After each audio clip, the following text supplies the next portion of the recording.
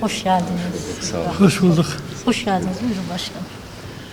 Hoş geldiniz. Sefalar Hoş bulduk. getirdiniz. Teşekkür ederim. Bayramınız mübarek olsun. Allah razı olsun. Sayın Genel Başkanımıza da selamları Ve var. aleykümselam. Biz de selamlarımızı, hürmetlerimizi iletiyoruz. Çok sağ olun. Ramazan bayramımız mübarek olsun. Amin, amin. Tabii yine hüzünlü ve buruk bir Evet, bayram. Gönlümüzün maalesef. bir tarafı mahzun. Maalesef işte 2 yılı aşkın bir süredir Gazze'de devam eden o soykırım, zulüm, ateşkesine rağmen maalesef yine devam ediyor. Bu sefer daha da kapsamını genişleterek Batı Şeria, Doğu Kudüs, işte Lübnan, Mescid-i Aksa ibadete Mescid-i kapatıldı. Aksa maalesef. En büyük özün de o yani. En büyük. İnşallah Mescid-i Aksa da özüne dönecek. İnşallah. Bütün duamız o. Bu zulümden o da kurtulacak. Rabbim inşallah bütün ümmetin, gönül coğrafyamızdaki mazlumların, kardeşliğimizin ferahına vesile kılsın. Amin. Ramazan bayramımızı. Tabii Ramazan rahmet, mağfiret, birlik, beraberlik, kardeşlik ayı geride bıraktık. Bayrama Rabbim elhamdülillah kavuşturdu bizi. İnşallah milletçe hep birlikte huzur ve güven içerisinde ve bütün mazlum coğrafyalardaki kardeşlerimiz, gönül kardeşlerimizin de o hüznü ortadan kalkarak, bizim hüznümüz ortadan kalktı, onların da feraha kavuştuğu nice bayramları inşallah Rabbim İnşallah. hep birlikte bizlere göstersin kıymetli başkanım. İnşallah. Tekrar hoş geldiniz, sefalar bulduk. getirdiniz. Allah razı olsun. Teşekkür ederim. Evet, sizin de dediğiniz gibi gerçekten hüzünlü bir bayram yaşıyoruz. 28 Şubat'tan bu yana Gazze'ye hiçbir insani yardım malzemesi girmedi. Maalesef. Yani biz burada belki mükellef sofralarla iftarımızı açarken Kolonyamıza. onlar bir lokma ekmek belki bulamadılar. Bayrama keza yine 28 Şubat'tan bu yana Mescid-i Aksa ibadete kapatıldı. Müslümanlar orada ibadetten mahrum bırakıldı. İlk kıblemiz olan Mescid-i Aksa'nın bu halde kalması ve 2 milyarı aşkın Müslümanın ilk kıblesi olan Mescid-i Aksa'nın için bir şey yapamamak, yani İslam ülkeleri için bence bir utançtır. Büyük bir utançtır. Ve bizim bu konuda özellikle yani tarafsızlığıyla ve bölgede bir etkili olan Türkiye'nin ağırlığını koyması gerekir ve gerekiyor da yani. Bir diğeri, yani 10.000 kilometre öteden gelip yanı başımızda komşumuz olan İran'a saldıran bir Amerika'sı var. Yani İsrail bölgesel çıkarlar için, kendi arz-ı mevcut çıkarları için, Amerika ise küresel çıkarlar ve petrol için, yeraltı zenginlikleri için İslam coğrafyasını bir şekilde tahakküm altına almaya çalışıyor, sindirmeye çalışıyor ve en son şu an sırada İran var. İran'ı işgal etmeye girişimi var ve bu işgal etme girişiminde de maalesef biz yeterli tepkiyi koyamadığımız için, yani İslam coğrafyası olarak, bölge ülkeleri olarak koyamadığımız için de pervasızlaşmış bir halde devam ediyor ve bölge ülkelerinden kara gözcü olarak istifade edebilmek için sahte bayrak operasyonlarıyla belki birçok İslam ülkesine, Türkiye dahil saldırı düzenlemekte ve dahil etmeye çalışmakta. Yani şunu söyleyebiliriz. İsrail, Siyonist İsrail, özellikle o şekilde belirtelim, Siyonist İsrail bölge barışı için büyük bir tehdittir, büyük bir tehlikedir. Emperyalist Amerika'da dünya barışı için büyük bir tehdit ve tehlikedir. Bu her iki tehlikenin de önlenmesi lazım. Bu sadece Türkiye'nin yapacağı bir iş değil, sadece bölge ülkelerinin yapacağı bir iş değil. Bu dünya ülkelerinin ağırlığını ortaya koymasıyla, tepki göstermesiyle oluşacak olan bir durum söz konusu ama maalesef Birleşmiş Milletler bu konuda üzerine düşeni yapamıyor. Sayın Cumhurbaşkanı da dediği gibi dünya 5'ten büyüktür ama maalesef bunu ortaya koyamıyor. Dünya büyüklüğünü ortaya koyamıyor. Belki bir ön ayak olmak gerekiyor. Bir diğeri de belki bölge barışını muhafaza edebilmek için bölge ülkelerinin kendi topraklarını bu İran'a yönelik işgal girişiminde, savaşında kendi topraklarını kullandırmaması gerekiyor Amerika'ya. Bunu eğer yapabilirsek, kullanılmazsa, yani kendi üsler ve toprak kullanılmazsa, inşallah diyorum ki Amerika başarısız olacak ve Amerika'nın bu savaşta başarılı olmaması, savaşı kaybetmesi, İslam coğrafyasının kaderini değiştirecek. Belki Amerika'nın o oluşturduğu hipnoz, küresel hakimiyet kaybolacak ve birçok ülke de Amerika'ya bu konuda kafa tutabilecek, karşı çıkabilecek, hegemonyası bitecektir. Yani ABD ve İsrail'in zulmünün bittiği bir dünyaya ve bayramlara ulaşmak dileğiyle diyoruz. İnşallah.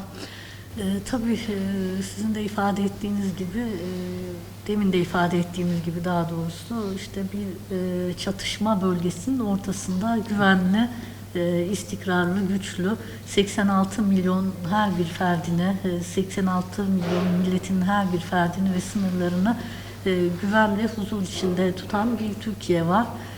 Tabii Gazze başta olmak üzere, Suriye başta olmak üzere oradaki zulmün ilk anından itibaren gerek başka ülkelerle diplomasi kanallarını harekete geçirme ve sürekli sıcak tutma noktasında, gerek uluslararası zeminlerde Birleşmiş Milletler başta olmak üzere o zulme ve soykırıma, Siyonist İsrail'in sizin de dediğiniz gibi pervasızca gerçekleştirdiği o zulmü ve soykırıma dur deme ve dikkat çekme noktasında Sayın Cumhurbaşkanımızın da ifade ettiği gibi güçlünün hukukunun değil, haklının hukukunun uygulandığı bir dünya mümkün oluncaya kadar daha dünya 5'ten büyüktür demeye inşallah devam edeceğiz.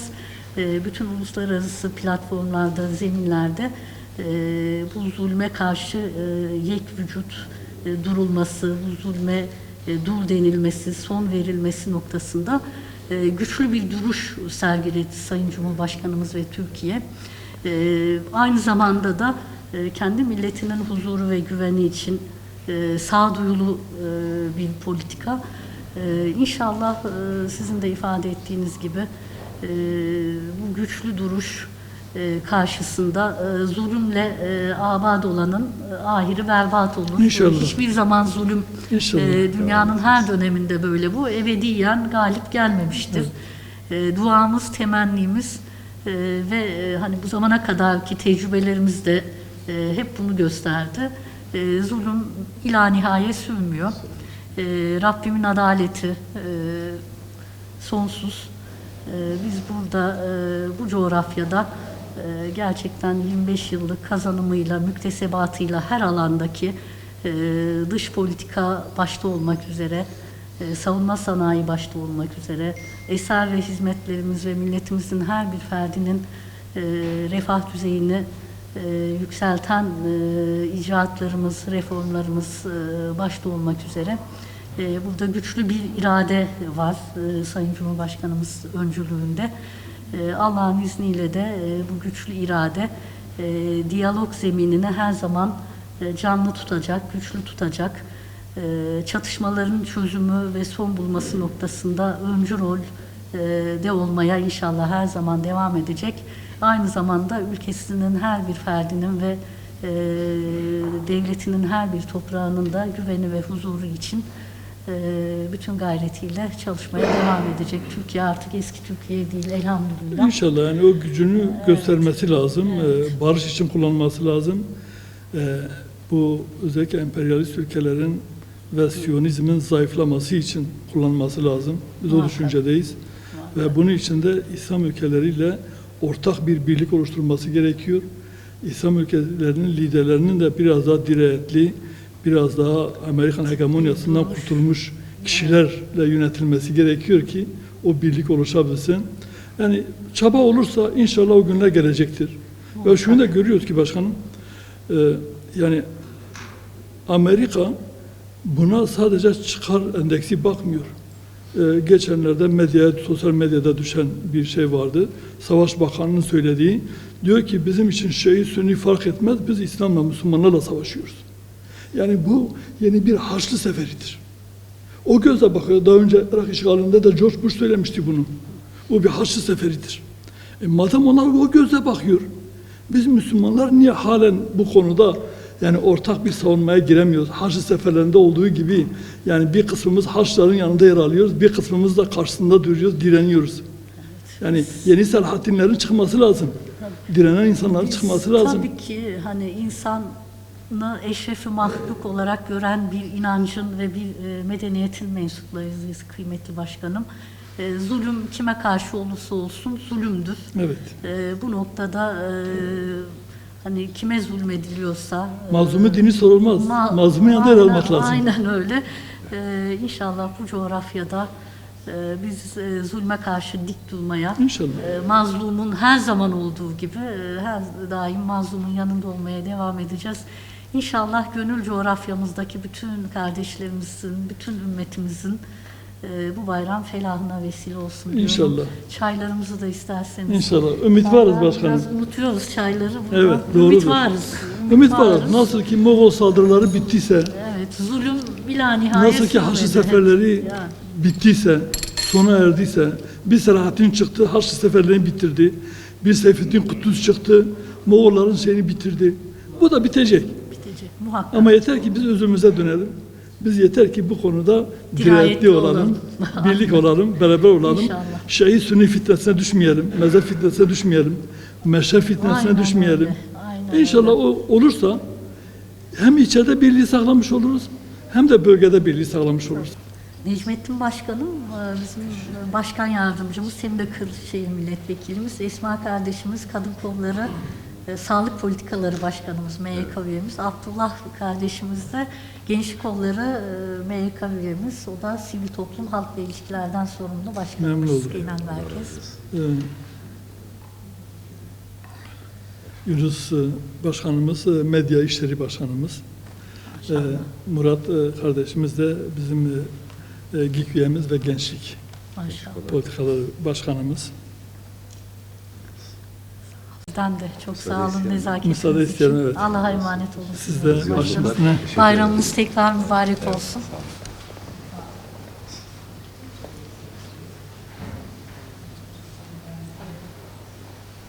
Allah'a emanet. Hayırlı bayramlar. Tekrar selamlar. Size çok memnun oldum. Sağ olun. Hayırlı bayramlar. İyi bayramlar. Görüşmek üzere. Sağ olun. Sağ olun. Allah'a emanet.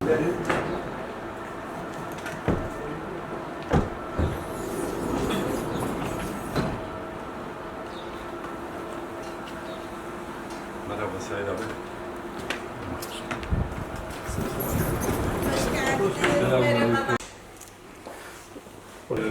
Selamünaleyküm.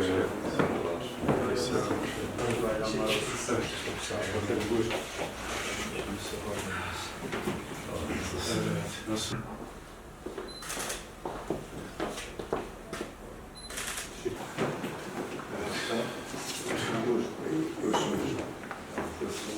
Başkanım siz de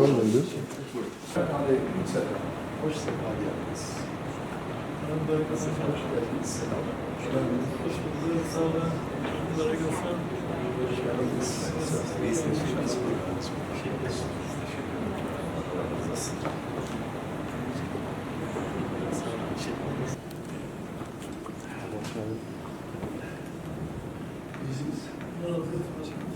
Allah razı olsun. Çok istiyoruz.